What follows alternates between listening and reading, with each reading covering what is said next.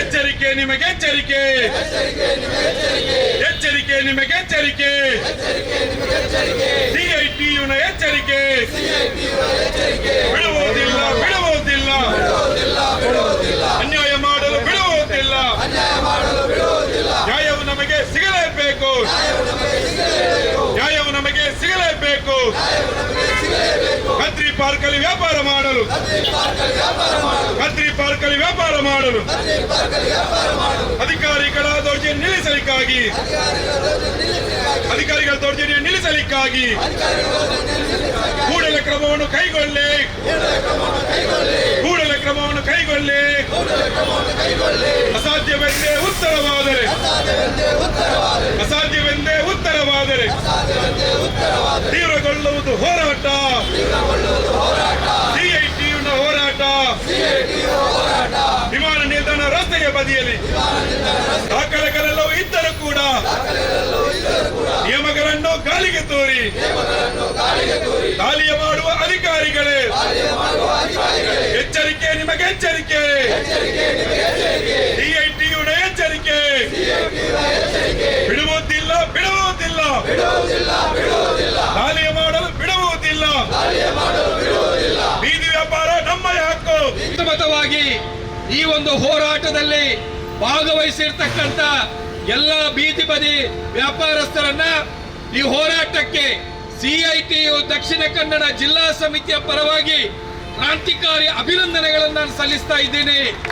ಯಾಕಂತ ಹೇಳಿದ್ರೆ ಇವತ್ತು ಸಿಐಟಿಯು ಸಂಘಟನೆ ಅನ್ಯಾಯದ ವಿರುದ್ಧ ಬೀದಿ ಬದಿ ವ್ಯಾಪಾರಸ್ಥರ ಪರವಾಗಿ ಇವತ್ತು ನಿನ್ನೆ ಹೋರಾಟ ಮಾಡುವಂತದ್ದಲ್ಲ.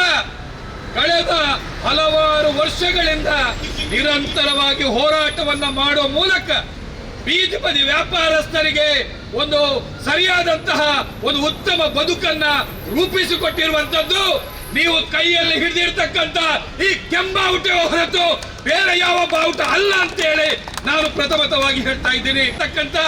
ನಮ್ಮ ಪ್ರಧಾನ ಕಾರ್ಯದರ್ಶಿ ಸಂತೋಷ್ ಅವರು ಬಾರಿ ಕರೆಕ್ಟ್ ಆಗಿ ಹೇಳಿದ್ರು, ಏನು ಮಂಗಳೂರು ಮಹಾನಗರ ಪಾಲಿಕೆ ಇದೆ ಇಲ್ಲಿ, ಆದ್ರೆ ಇಲ್ಲಿ ಇವಾಗ ಆಡಳಿತ ಪಕ್ಷನೂ ಇಲ್ಲ, ವಿರೋಧ ಪಕ್ಷನೂ ಇಲ್ಲ, ಎಲ್ಲ ಮನೆ ಸೇರ್ಕೊಂಡು ಬಿಟ್ಟಿದ್ದಾರೆ, ಮನೆ ಸೇರಿದ್ದಾರೆ. ಇಲ್ಲಿ ಆಡಳಿತ ಮುಗಿದಿದೆ, ಚುನಾವಣೆಗೆ ತಯಾರಾಗ್ತಾ ಇದೆ, ಯಾವತ್ತಂತ ಯಾರಿಗೂ ಗೊತ್ತಿಲ್ಲ. ಅಂತ ಸಂದರ್ಭದಲ್ಲಿ ಬೀದಿ ಬದಿ ವ್ಯಾಪಾರಸ್ಥರ ಮೇಲೆ ಇವರು ಪೌರುಷವನ್ನು ತೋರಿಸಲಿಕ್ಕೆ ಬಂದಿದ್ದಾರೆ. ನಮ್ಮ ಬಡಪಾಯಿ ಬೀದಿ ಬದಿ ವ್ಯಾಪಾರಸ್ಥರು ಕದ್ರಿ ಪಾರ್ಕಿನಲ್ಲಿ ನಿನ್ನೆ ಮೊನ್ನೆ ವ್ಯಾಪಾರ ಮಾಡಿರುವುದಲ್ಲ, 35 ವರ್ಷ 40 ವರ್ಷದಿಂದ ಅದೇ ತಮ್ಮ ಬದುಕು ಅಂತ ತಿಳ್ಕೊಂಡು ವ್ಯಾಪಾರ ಮಾಡ್ಕೊಂಡು ಬರ್ತಾ ಇದ್ರು. ನೀವೇನ್ ಹೇಳ್ತೀರಿ ಕಮಿಷನರ್ ಅವರೇ, ಏನ್ ಹೇಳ್ತೀರಾ ಅಧಿಕಾರಿ ಅವರೇ? ನೀವು ಹೇಳ್ತೀರಾ ಬೀದಿ ಬದಿ ವ್ಯಾಪಾರದಿಂದ ಸಾರ್ವಜನಿಕರಿಗೆ ತೊಂದರೆ ಆಗ್ತದೆ, ರಸ್ತೆಯಲ್ಲಿ ವಾಹನ ಹೋಗ್ಲಿಕ್ಕೆ ಆಗ್ತಾ ಇಲ್ಲ, ಎಲ್ಲ ನೀವು ಬಡಾಯಿ ಕೊಚ್ಕೊಳ್ತಾ ಇದೀರಲ್ಲ. ಕದ್ರಿ ಪಾರ್ಕ್ನಲ್ಲಿ ಏನ್ ಸಮಸ್ಯೆ ಇದೆ ಸ್ವಾಮಿ? ಏನ್ ಸಮಸ್ಯೆ ಇದೆ ಅಲ್ಲಿ? ಯಾರಿಗೆ ಸಮಸ್ಯೆ ಇತ್ತು? ಯಾರಿಗೆ ವಾಹನ ನಿಲ್ಲಿಸಿದ ಸಮಸ್ಯೆ ಇತ್ತು? ನೀವು ಅನವಶ್ಯಕವಾಗಿ ಅವರ ಮೇಲೆ ದಾಳಿ ನಡೆಸಿದ್ದೀರಾ. ಕದ್ರಿ ಪಾರ್ಕಿನಲ್ಲಿ ವ್ಯಾಪಾರ ಮಾಡ್ತಕ್ಕಂಥ ಬಂಧುಗಳು, ನಮ್ಮ ಬಡಪಾಯಿ ಬೀದಿ ಬದಿ ವ್ಯಾಪಾರಸ್ಥರು ಸಾರ್ವಜನಿಕರಿಗೆ ಅನುಕೂಲ ಮಾಡಿದ್ದಾರೆ ಹೊರತು ತೊಂದರೆ ಮಾಡಿಲ್ಲ. ನಾವು ಘಂಟಾಘೋಷವಾಗಿ ಹೇಳ್ತಾ ಇದ್ದೇವೆ. ಆದ್ರೆ ನೀವು ಬಂದವರನ್ನು ಎಬ್ಬಿಸಿದ್ದೀರಿ, ಅವರ ವಸ್ತುಗಳನ್ನು ಕೊಂಡೋಗಿದ್ದೀರಿ, ಎಲ್ಲವನ್ನ ಲೂಟಿ ಮಾಡಿದ್ದೀರಿ, ಹಗಲು ದರೋಡೆ ನಡೆಸಿದ್ದೀರಿ. ಬೀದಿ ಬದಿ ವ್ಯಾಪಾರಸ್ಥರ ಶಾಪ ನಿಮಗೆ ತಟ್ಟಲೆ ಹೋಗೋದಿಲ್ಲ. ಯಾಕಂತ ಹೇಳಿದ್ರೆ ನೀವು ಅವರನ್ನ ವ್ಯಾಪಾರ ಮಾಡಲಿಕ್ಕೆ ಬಿಡ್ಲಿಲ್ಲ, ಅವರ ವಸ್ತುಗಳನ್ನ ಕೊಂಡೋಗಿದ್ದೀರಿ, ಎಲ್ಲವನ್ನ ನಾಶ ಮಾಡಿದ್ದೀರಿ. ಮಾತ್ರವಲ್ಲ 3 ವಾರದಿಂದ 4 ವಾರದಿಂದ ಅವರ ಬದುಕನ್ನೇ ನೀವು ಸರ್ವನಾಶ ಮಾಡಿದ್ದೀರಿ. ಇವತ್ತು ಅವರಿಗೆ ಏನು ದಿನ ತೆಗಿಲಿಕ್ಕೆ ಆಗ್ತಾ ಇಲ್ಲ, ಏನು ಕೈಯಲ್ಲಿ ಕಾಸಿಲ್ಲ, ವ್ಯಾಪಾರ ಮಾಡ್ಲಿಕ್ಕೆ ಆಗೋದಿಲ್ಲ. ಏನು ತಿಳ್ಕೊಂಡಿದ್ದೀರಿ ಬೀದಿ ಬದಿ ವ್ಯಾಪಾರಸ್ಥರನ್ನ? ಅವರಷ್ಟಕ್ಕೆ ವ್ಯಾಪಾರ ಮಾಡ್ತಾ ಇದ್ರು, ಅವರಷ್ಟಕ್ಕೆ ಬದುಕು ಕಟ್ಕೊಳ್ತಾ ಇದ್ರು, ಅವರ ಬದುಕನ್ನು ನಾಶ ಮಾಡ್ಲಿಕ್ಕೆ ಹೋಗ್ತಾ ಇದ್ದೀರಾ. ಯಾರು ಕದ್ರಿ ಪಾರ್ಕಿನ ಬೀದಿ ಬದಿ ವ್ಯಾಪಾರಸ್ಥರು? ನೀವಾಗೆ ನಿಮ್ಮ ಕೈಯಾರೆ ಸರ್ಕಾರದ ID ಕಾರ್ಡ್ ಕೊಟ್ಟಿದ್ದೀರಾ, ಎಲ್ಲರ ಕೈಯಲ್ಲಿ ಕಾರ್ಡ್ ಇದೆ. ನಿಮ್ಗೆ ಕಾನೂನು ಗೊತ್ತಾ? ಕಾನೂನು ನಾವು ಹೇಳ್ತೇವೆ. ನೀವು ಸರ್ವೆ ಮಾಡಿದ ನಂತರ, ಅವರ ಹೆಸರನ್ನು ನೀವು ಪಟ್ಟಿ ಮಾಡಿದ ನಂತರ, ಅವರಿಗೆ ಗುರುತಿನ ಚೀಟಿ ಕೊಟ್ಟ ನಂತರ ಅವರ ಮೇಲೆ ದಾಳಿ ಮಾಡ್ಲಿಕ್ಕಿಲ್ಲ. ಗೊತ್ತಿರಲಿ ಹೇಗೆ ಮಾಡಿದ್ರಿ ನೀವು ದಾಳಿ, ಹೇಗೆ ಅವರು ವಸ್ತು ಕೊಂಡೋದ್ರಿ, ಅದನ್ನೆಲ್ಲ ನೀವು ಕೊಂಡೋದ ನಂತರ ಮತ್ತೆ ವಾಪಸ್ ಕೊಡ್ಬೇಕಂತ ಕಾನೂನಿದೆ. 1 ತಿಂಗಳಾಗ್ತಾ ಬಂತು. ಏನ್ ಮಾಡಿದಿರಿ ನೀವು? ನಾವು ಕೇಳಲಿಕ್ಕೆ ಬಂದಿರುವಂತದ್ದು ಅದನ್ನ. ಈ ರೀತಿ ಬೀದಿ ಬದಿ ವ್ಯಾಪಾರಸ್ಥರ ಮೇಲೆ ನೀವು ದಾಳಿ ಮಾಡಿದ್ದೀರಾ. ಬೀದಿ ಬದಿ ವ್ಯಾಪಾರ ನಿಮಗೆ ಕಣ್ಣಿಗೆ ಕಾಣೋದು ಈ ದೇಶದ ಬಂಡವಾಳಶಾಹಿಗಳು ಶತಕೋಟಿ ಬೀದಿ ಬದಿ ವ್ಯಾಪಾರಿಗಳ ಮೇಲೆ ಇವತ್ತು ದಾಳಿ ನಡೆಸಿರ್ತಕ್ಕಂಥದ್ದನ್ನ ಒಪ್ಲಿಕ್ಕೆ ಸಾಧ್ಯ ಇಲ್ಲ. ಆ ಕದ್ರಿ ಪಾರ್ಕಿನ ಬೀದಿ ವ್ಯಾಪಾರಿಗಳ ಜೊತೆಯಲ್ಲಿ ನಾವು ಮಾತಾಡಬೇಕು. ಅವರ ಕಷ್ಟಗಳನ್ನು ನಾವು ಹತ್ತಿರದಿಂದ ಕೇಳಲಿಕ್ಕೆ ಸಾಧ್ಯ ಆಗಬೇಕು.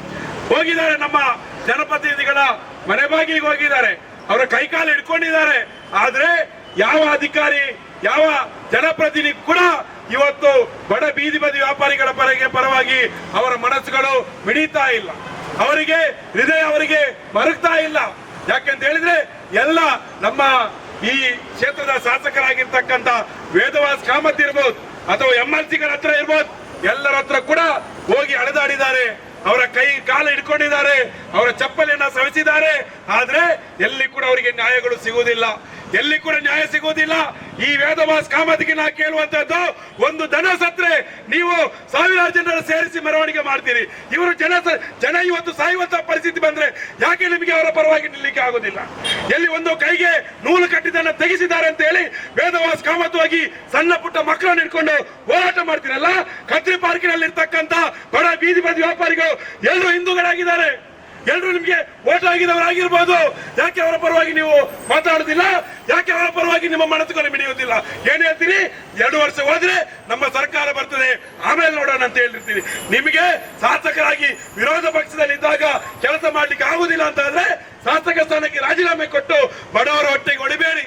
ಬಡವರು 2 ವರ್ಷ ಅನ್ನ ತಿನ್ಬೇಕು, ಅವರು ಬದುಕಬೇಕು, ಅವರ ಹಸಿವನ್ನು ತರಿಸಲಿಕ್ಕೆ ನಿಮಗೆ ಸಾಧ್ಯ ಆಗುದಿಲ್ಲ ಅಂತ ಆದ್ರೆ ಯಾಕೆ ಇರಬೇಕು ನಿಮಗೆ MLA ಸ್ಥಾನ ಅಂತ ನಾನು ಕೇಳಲಿಕ್ಕೆ ಬಯಸ್ತೀನಿ. MLC ಹತ್ರ ಹೋದ್ರೆ ನಾನು ಮಾತಾಡ್ತೀನಿ, ಹೇಳ್ತೀನಿ ಅಂತ ಹೇಳ್ತೀರಿ. ನೀವು ಸಾಬೂನು ಹಾಕುವಂತ ಕೆಲಸ ಬೇಡ. ನೀವು ಸಾಬೂನು ಹಾಕಿ ಅವರನ್ನ ಸಮಾಧಾನ ಮಾಡಿ ಕಳಿಸುವಂತದಲ್ಲ. ನಿಮ್ಮದೇ ಸರ್ಕಾರ ಐವನ್ ಡಿಸೋಜ ಅವರೇ, ನಿಮ್ಮದೇ ಸರ್ಕಾರ ಇರುವಂತದ್ದು, ನಿಮ್ಮದೇ ಸರ್ಕಾರದ ಜಿಲ್ಲಾಧಿಕಾರಿ ಇಲ್ಲಿ ಈಗ ಆಡಳಿತಾಧಿಕಾರಿ ಆಗಿರ್ತಕ್ಕಂಥದ್ದು. ನಿಮಗೆ ಹೇಳುವಂತ ಸಾಧ್ಯತೆ ಅವಕಾಶಗಳು ಜಾಸ್ತಿ ಇರುವಾಗ ಯಾಕೆ ನೀವು ಇವತ್ತು ಬಡ ಬೀದಿ ವ್ಯಾಪಾರಿಗಳ ಪರವಾಗಿ ಮಾತಾಡುವುದಿಲ್ಲ? ಯಾಕೆ ಅಧಿಕಾರಿಗಳಿಗೆ ಹೇಳಲಿಕ್ಕೆ ಸಾಧ್ಯ ಆಗುದಿಲ್ಲ? ಯಾವ ರೀತಿಯಲ್ಲಿ ದಾಳಿ ಮಾಡಿದಿರಿ ನೀವು?